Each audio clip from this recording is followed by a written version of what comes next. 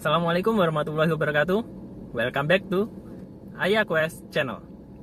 Di video kali ini saya akan menjelaskan bagaimana cara kita untuk mengecek apakah kondisi dari plat kopling yang ada pada mobil itu dalam kondisi yang baik atau mungkin sudah aus.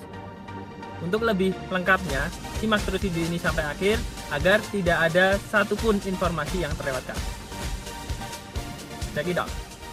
Sebelum kita melakukan pengecekan, kita pahami dulu apa sih fungsi dari plat kopling dan apa saja yang menyebabkan plat kopling ini bisa mudah aus.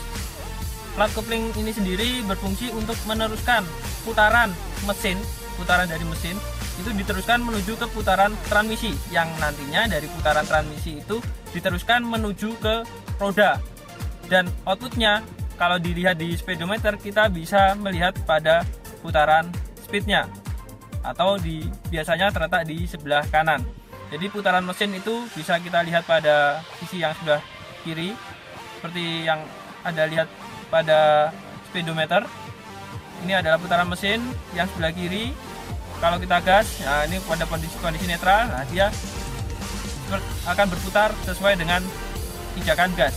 Kemudian agar bisa diteruskan menuju ke roda sehingga dapat menggerakkan mobil, ini baru kita menggunakan bantuan dari kopling ini sendiri, sehingga nanti bisa diteruskan ke transmisi dan outputnya nanti adalah kendaraan bisa melaju sesuai dengan pijakan dari gas. Nah, seperti itu.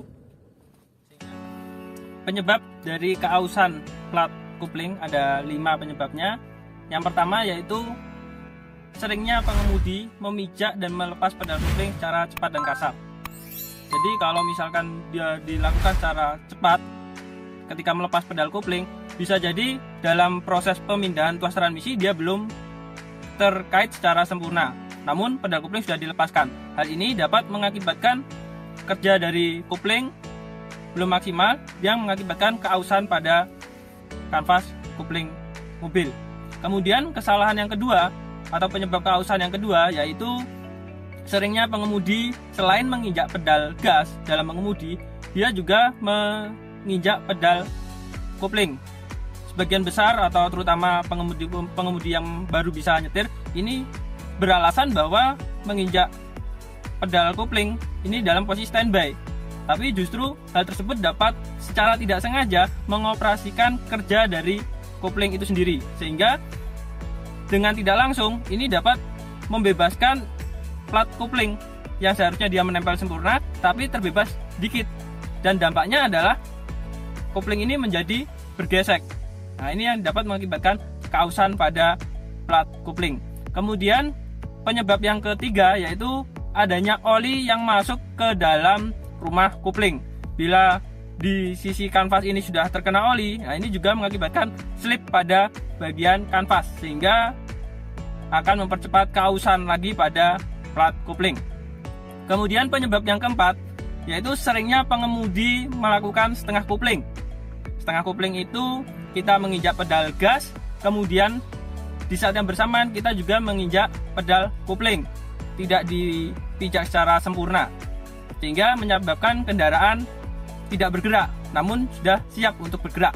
Ini biasanya dilakukan pengemudi ketika dalam kondisi jalanan yang macet atau dalam kondisi tanjakan. Nah, ini justru akan menyebabkan plat kopling cepat aus. Biasanya kalau sudah sangat parah, ini bisa menimbulkan bau yang sangat menyengat kalau sering melakukan setengah kopling.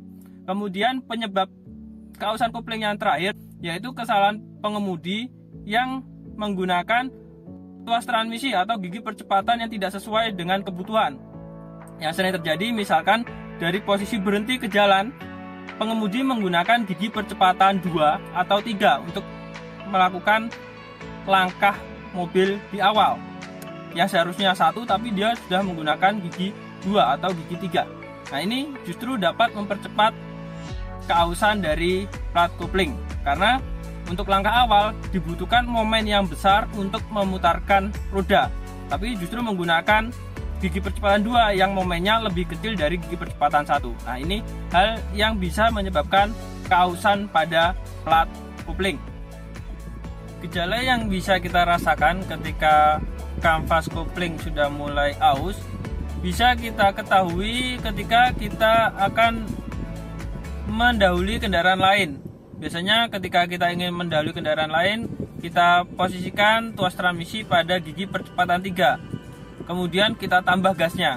Namun pada saat kita menambah kecepatan mesin atau menambah percepatan mesin, kita lihat di RPM dia sudah lebih dari 3.000, 4.000, bahkan 5.000. Tapi pada sisi speedometer ternyata tidak ada perubahan yang signifikan. Sehingga istilahnya kita hanya sekedar menggeber saja, tidak bisa untuk mendahului kendaraan yang ada di depan kita. Itu menandakan bahwa kanvas kopling sudah mulai aus. Kemudian untuk memastikan apakah kanvas kopling itu sudah aus atau tidak, kita bisa mempraktekannya langsung pada kendaraan. Yang pertama, kita tarik tuas rem parkir agar rem parkir dapat bekerja dengan sempurna untuk mencegah terjadinya kendaraan yang melompat saat melakukan pengetesan. Kemudian selanjutnya adalah kita menginjak pedal kopling. Setelah itu kita menginjak pedal rem dan pedal gas secara bersamaan. Ini harus hati-hati, atau bisa juga kita menginjak pedal remnya saja. Selanjutnya, setelah pedal rem kita injak, kita masukkan gigi percepatan 1. Kemudian kita injak pedal gas dan lepaskan pedal kopling. Apabila mesin mati, menandakan bahwa kanvas kopling dalam kondisi yang baik. Namun apabila mesin masih menyala, menandakan bahwa kanvas kopling sudah mulai aus. Sudah sahabat ayah simak bagaimana cara pemeriksaan kanvas rem pada mobil. Apabila mungkin ada saran dari sahabat ayah, bisa tulis di kolom komentar yang ada pada bagian bawah video ini. Kemudian jangan lupa untuk klik tombol like, subscribe, serta aktifkan loncengnya agar apabila ada video-video terbaru dari saya, sahabat ayah akan menerima pemberitahuan dari pihak YouTube. Akhir kata, Assalamualaikum warahmatullahi wabarakatuh. Salam ayah.